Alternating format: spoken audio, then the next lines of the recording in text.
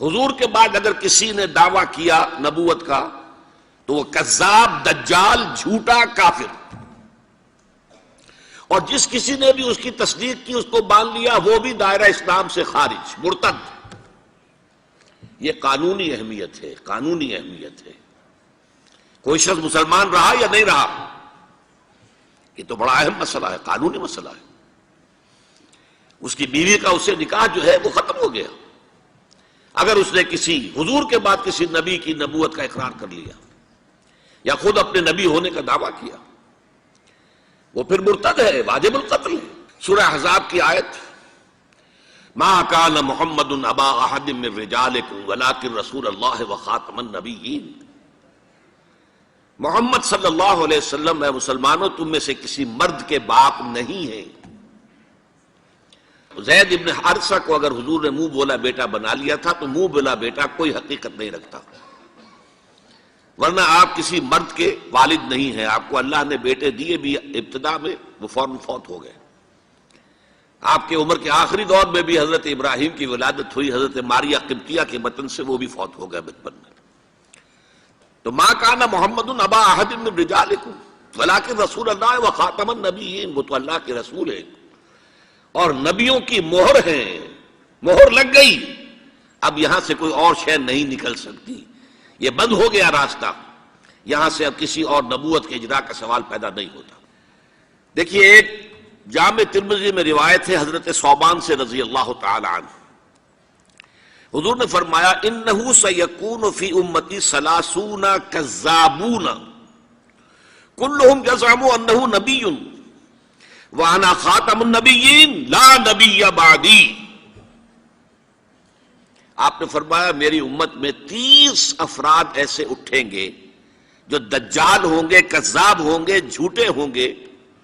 ان میں سے ہر شخص جو ہے یہ گمان کرتا ہوگا اپنے بارے میں کہ وہ نبی ہے، حالانکہ میں خاتم النبیین ہوں، اور خاتم النبیین کے معنی کیا؟ لا نبی بعدی، اب میرے بعد کوئی نبی نہیں ہوگا۔ اس قانونی مفہوم کو بہت ہی عمدگی کے ساتھ یہاں واضح کر دیا گیا کہ اب چاہے دجال اٹھیں گے، حضور کے اپنے زمانے میں اٹھ گئے تھے، پھر اس دور میں تو بڑی تیزی کے ساتھ، بڑی رفتار جو ہے تیز ہو گئی ہے، زمانہ آخری آ رہا ہے، وہ 30 کی تعداد اب جو ہے پوری ہونی ہے۔ بہاءاللہ ایران میں اٹھا، غلام احمد قادیانی ہندوستان میں اٹھا، ابھی آپ کے ہاں ایک یوسف صاحب تھے، ان کو ویسے ہی ایک شخص نے گولی مار دی ہے سائیوال جیل میں، ورنہ وہ بھی کہتے تھے میں محمد ہوں صلی اللہ علیہ وسلم، معاذ اللہ ثم معاذ اللہ ثم معاذ اللہ۔ پچھلے دنوں خبر آئی تھی کہ ملتان میں کسی نے نبوت کا دعویٰ کر دیا ہے، وہ گرفتار کیا گیا، اس پر مقدمہ چل رہا ہے۔ تو یہاں حضور نے فرما دیا کہ 30 ہوں گے ایسے افراد میری امت میں سے کہ جو دعویٰ کریں گے، وہ جھوٹے ہوں گے، کذابون، اور جو دعویٰ کریں گے نبوت کا، حالانکہ میں خاتم النبیین ہوں اور میرے بعد کوئی نبی نہیں۔ دوسری حدیث ہے، یہ حضرت ابو ہریرہ سے ہے رضی اللہ تعالیٰ عنہ، اور یہ سنن ابی داؤد میں ہے۔ لا تقوم الساعۃ، حضور نے فرمایا قیامت قائم نہیں ہوگی حتی یخرج 30 دجالون، جب تک کہ 30 دجال ظاہر نہ ہو جائیں، کلہم یزعم انہ رسول اللہ، جن میں سے ہر شخص یہ کہے گا اور سمجھے گا کہ میں اللہ کا رسول ہوں۔ یہ 2 حدیثیں ہیں لا نبی بعدی کے مفہوم کے اندر، قانونی مفہوم، جو ختم نبوت کا یہ مفہوم ہے کہ آپ کے بعد کوئی نبی نہیں۔ دوسری حدیث سنیے، اس میں تکمیل نبوت کا تصور آ رہا ہے، بڑی پیاری حدیث ہے، حضرت ابو ہریرہ رضی اللہ تعالیٰ عنہ سے مروی ہے، اور اس حدیث کی سند بہت قوی ہے، متفقون علیہ، بخاری اور مسلم دونوں میں۔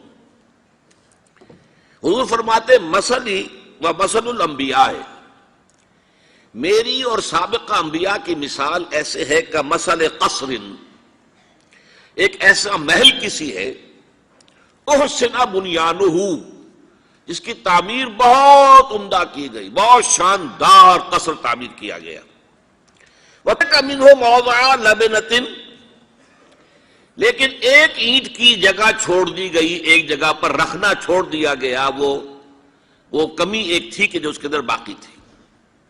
فَطَافَ بِهِ النَّظَارُ يَتَعَجَّبُونَ مِنْ حُسْنِ بُنْيَانِهِ، تو اس محل اور قصر کا طواف کرتے تھے لوگ، ارد گرد گھومتے تھے اور بہت تعجب کرتے تھے، کتنی شاندار عمارت ہے، کتنی عظیم عمارت ہے، کیسا عالیشان محل تعمیر کیا گیا ہے۔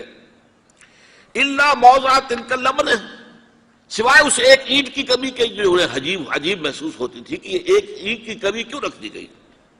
اب حضور فرماتے فکنت انا، وہ اینٹ میں ہوں، صدقت موضع اللبنۃ، میں نے اس اینٹ کے رکھنے کو پورا کر دیا ہے۔ ختم بی البنیان، میرے ذریعے سے قصر رسالت کی تکمیل ہو گئی ہے۔ وختم بی الرسل، اور میرے ذریعے سے مجھ پر رسالت کا اختتام ہو گیا۔ اب یہاں محل اور محل میں ایک کمی اور اس کمی کا آپ کے ذریعے سے پورا ہو جانا، یہ ہے تکمیل نبوت و رسالت کا معاملہ۔ بھی اب حضور کے بعد کوئی نبوت کا دعویٰ کرے گا یا کیا ہے، وہ دجال، کذاب، جھوٹا، کافر، مرتد، واجب القتل، یہ اس کا قانونی تقاضا ہے۔ بدقسمتی سے صورت کیا ہوئی، عالم اسلام میں اس سے پہلے جب بھی کسی نے یہ کام کیا، جب تک مسلمانوں کی حکومتیں تھیں، انہیں قتل کر دیا گیا۔ آپ کو معلوم ہے کہ حضور کے فوراً بعد جو کھڑے ہو گئے تھے مسیلمہ کذاب اور بڑے بڑے مدعیان نبوت، ان کے خلاف جہاد کیا گیا، ان کو قتل کیا گیا، تہہ تیغ کیا گیا۔ بہاءاللہ ایران میں اٹھا تو وہاں چونکہ بہرحال مسلمانوں کی حکومت تھی، قتل کر دیا گیا۔ اب بھی کوئی بہائی ایران میں نہیں رہ سکتا، سب وہاں سے بھاگ چکے ہیں، کوئی نہیں رہ سکتا، کوئی وہاں آئے گا تو قتل کر دیا جائے گا۔ لیکن یہاں معاملہ یہ تھا کہ انگریز کی حکومت تھی، انگریز کی حکومت میں ہر شخص کو کھلی چھوٹ تھی۔ اکبر الہ آبادی رحمۃ اللہ علیہ نے بڑے خوبصورت الفاظ کے اندر وہ نقشہ کھینچا ہے، گورنمنٹ کی خیر یارو مناؤ، گلے میں جو آئیں وہ تانے اڑاؤ، کہاں ایسی آزادیاں تھی میسر، ان الحق کہو اور پھانسی نہ پاؤ۔ اگر اسلامی حکومت ہوتی، مسلمان حکومت ہوتی، چاہے اعلی معیاری اسلامی حکومت نہ بھی ہوتی، مسلمانوں کی حکومت ہوتی، تو جس نے ان الحق کہا منصور، وہ سولی چڑھا دیا گیا یا نہیں؟ جس نے نبوت کا دعویٰ کیا وہ قتل کر دیے گئے کہ نہیں؟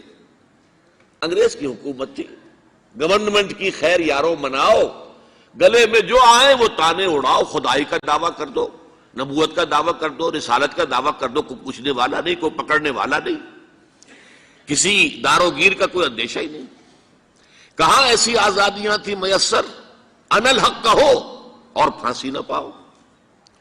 اسی زمانے میں ایک واقعہ یہ ہوا تھا، غلام احمد قادیانی نے ایک دعوتی خط لکھا کابل کے حکمران، اب میں بھول رہا ہوں کہ وہ امیر دوست محمد خان تھے یا امیر عبد الرحمن خان تھے، ان دونوں میں سے کسی کے سامنے وہ خط پہنچا، جیسے کہ حضور نے خطوط بھیجے تھے قیصر کو، کسریٰ کو، تو اس کو بھی شوق چرایا کہ میں بھی تو اب نبی ہوں، نبوت کا دعویٰ کر چکا ہوں، تو مجھے پڑوس کا ملک جو ہے افغانستان، وہاں کے بادشاہ کو دعوت دینی چاہیے کہ وہ مجھ پر ایمان لائے۔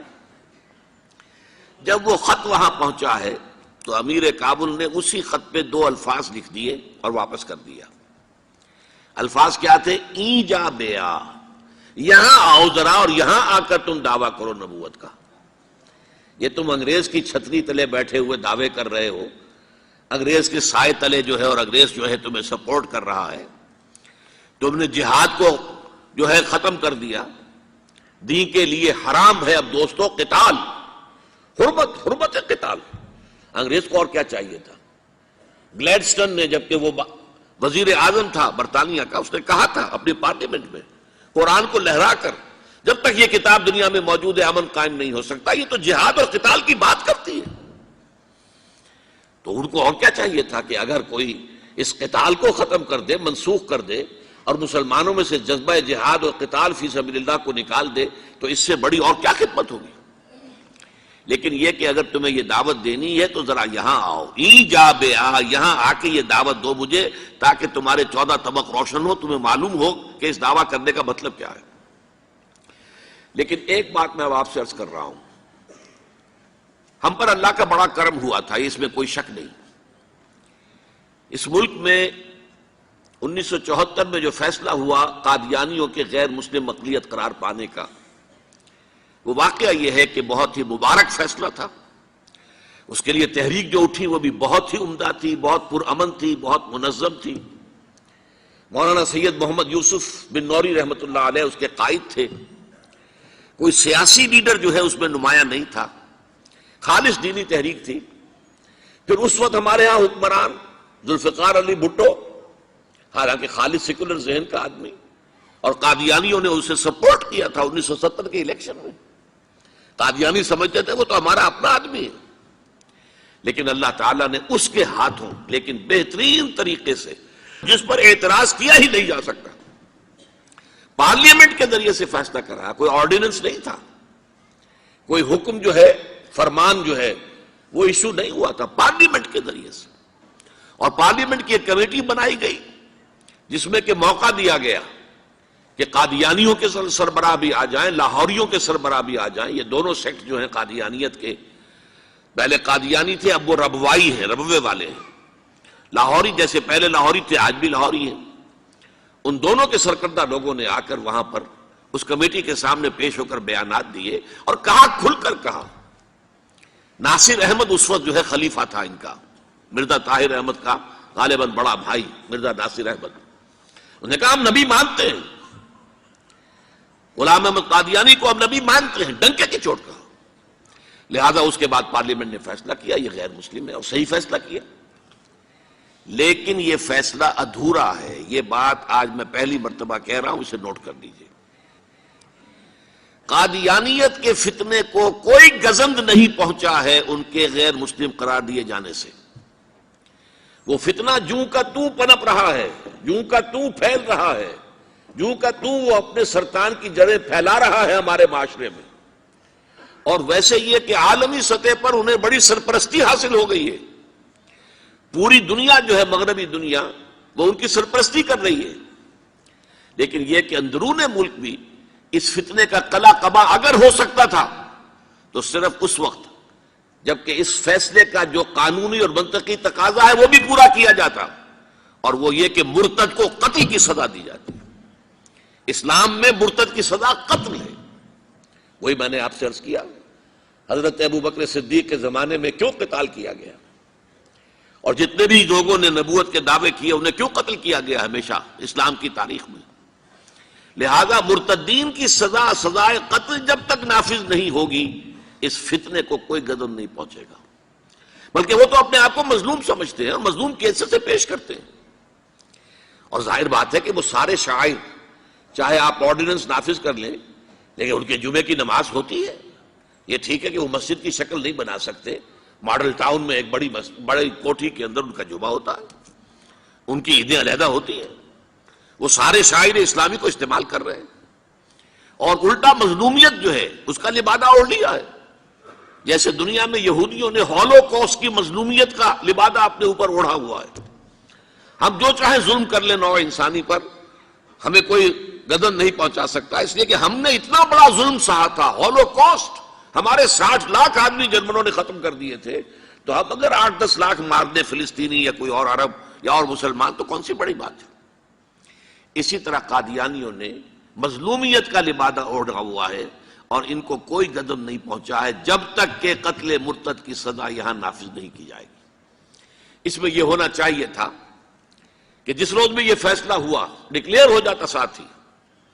اب تک کے جو قادیانی ہیں آج کے اس تاریخ سے فیصلے سے پہلے وہ تو اقلیت قرار پائیں گے، انہیں قتل نہیں کیا جائے گا. لیکن اس فیصلے کے نفاذ کے بعد جو شخص بھی قادیانیت اختیار کرے گا اس پر قتل مرتد کی سزا، اس کی حد جاری کی جائے گی.